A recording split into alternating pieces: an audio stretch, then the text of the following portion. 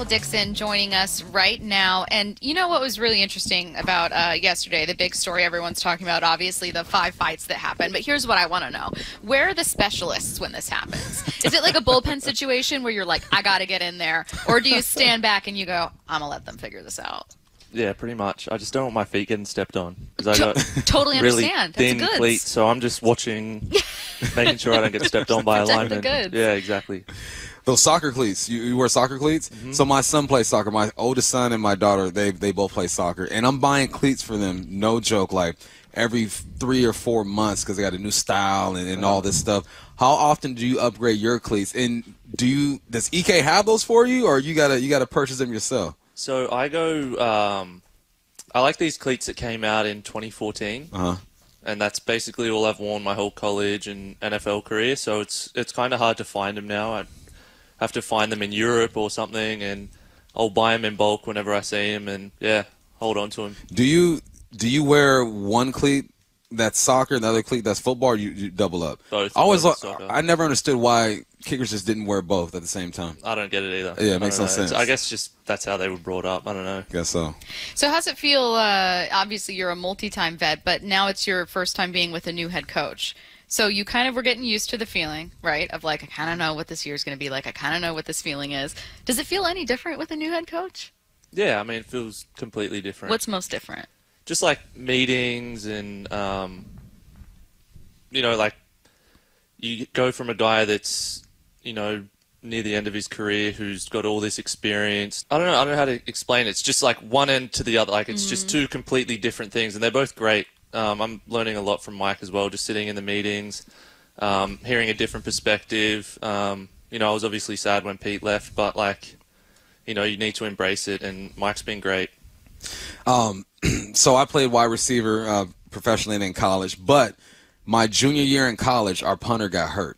And I played soccer growing up. So in one game, I received a punt and I kicked a punt. Oh, wow. And I remember lining up. It was against UCLA. And I got the punt. I one-stepped it and got it out. And everyone's yelling at me, it's too fast. It's too fast. I go, bro, they are not about to block this. I'm not about to be on ESPN. It's stressful back there, man. I don't think people realize, like, the fire that you're under. When did you get into punting and realize, all right, this is something that I can do? So I played Aussie rules football in Australia, and then I always had a big kick in that sport. And I'd heard of Australians that have come here in the past and made the transition, and I kind of saw that I wasn't going to go be a pro in Aussie rules football, and so I was like, all right, let's give it a shot.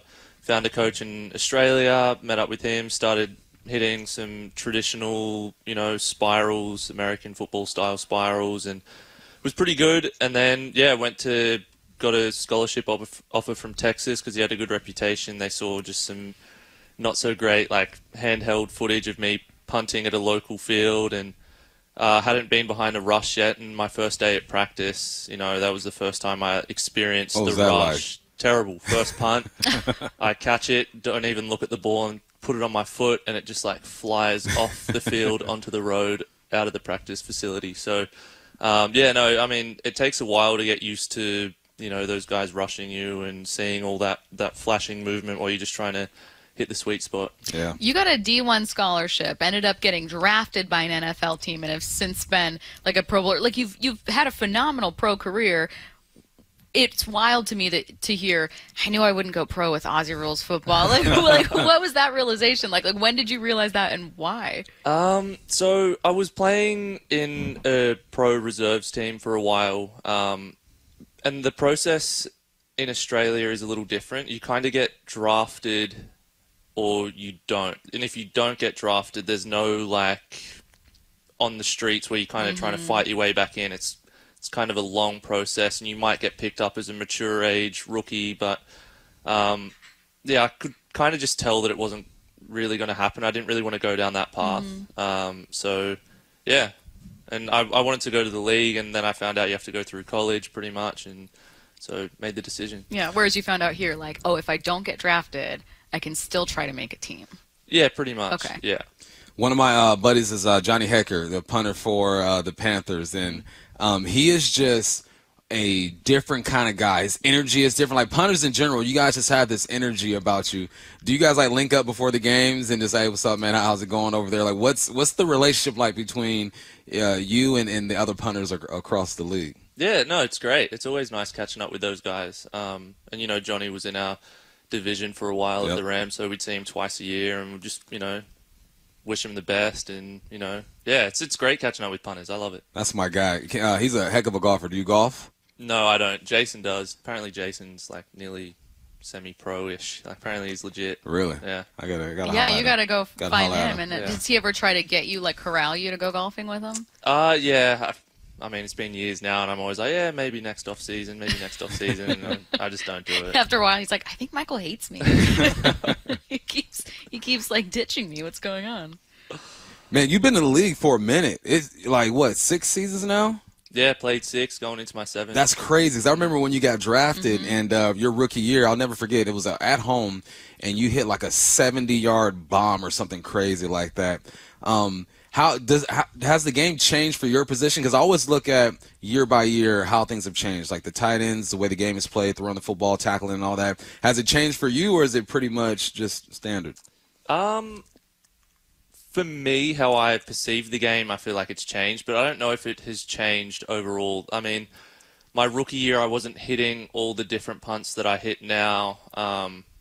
I guess it's changed a little bit in like playing more so keep away with the returner, just like trying to not let him field it, or but just for myself, like I feel like I've learned so much each year. I kind of look back through my old notes and kind of just add it to my mental log of what I need to do, and I have my routines now, and I feel good.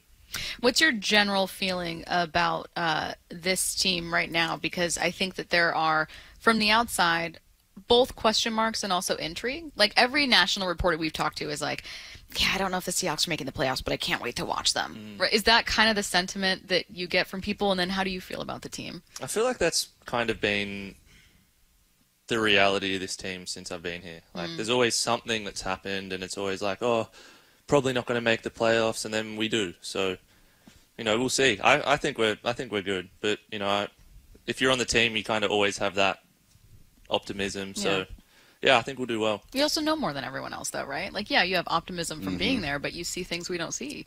Yeah.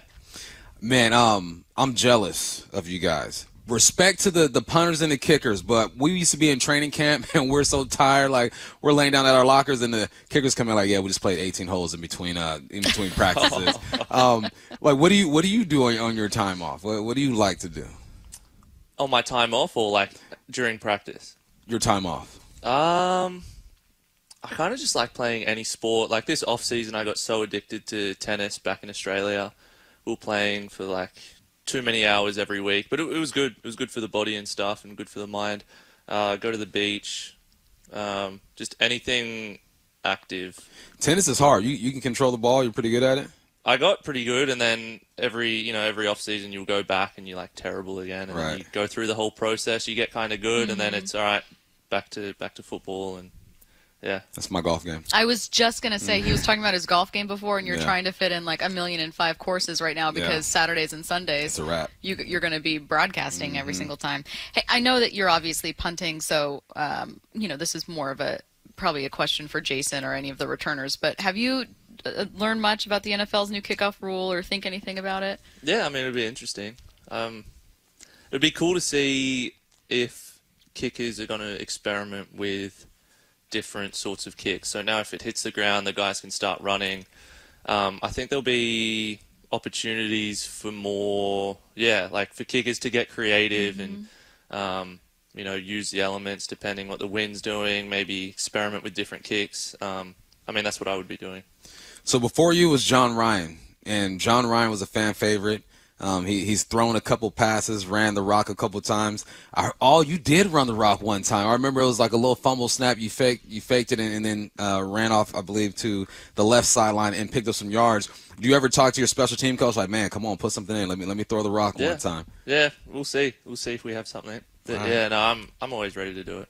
Yeah, you could pull Gino aside, maybe the quarterback coaches, and be like, listen, I got to get in some individual Yeah. work just in case we get to this moment and I need to throw. Right. Yeah, exactly. Just like practice some, just a simple drop back. How do you feel in those moments? You seem like someone who's very calm under pressure, which I think you have to be as a football player, but you seem especially so.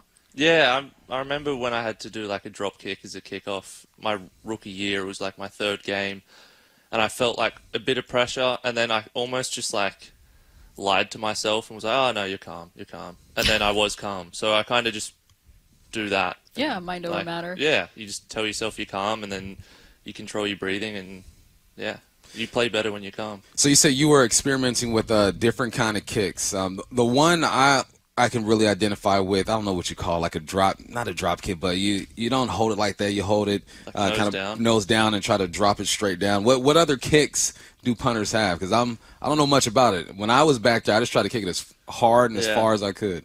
So I'll have one where I'm like offset to looks like I'm punting right, and then I take my step like I'm punting right, and then last second I kind of drop it lower, turn my hips, and hit it with as low hang time as possible and as far left as I can. So you can get a roll and it can go 60. You can get like a 60-yard net out of it.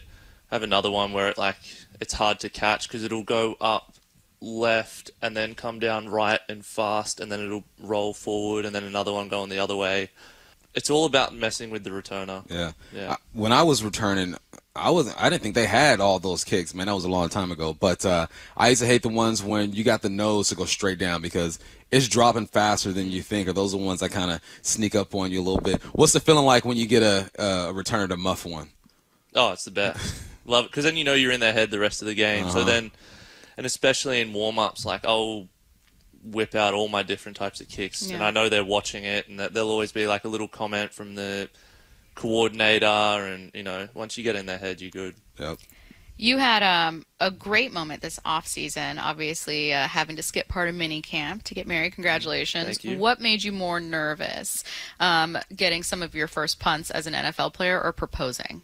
Proposing by far. How did it? Can you tell me about it? Yeah, so we were in Florence, and I basically said, oh, let's go here. My sister has a business, and I was like, let's go here, take some photos for my sister's company.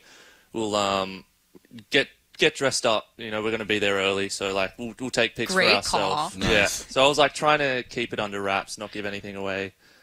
And then we were the only ones at the lookout overlooking the city of Florence. And then there was a photographer up there, and she's like, "Oh, we're standing in the way of the photographer. Like he's trying to get a good shot." I'm like, "Oh, he's good."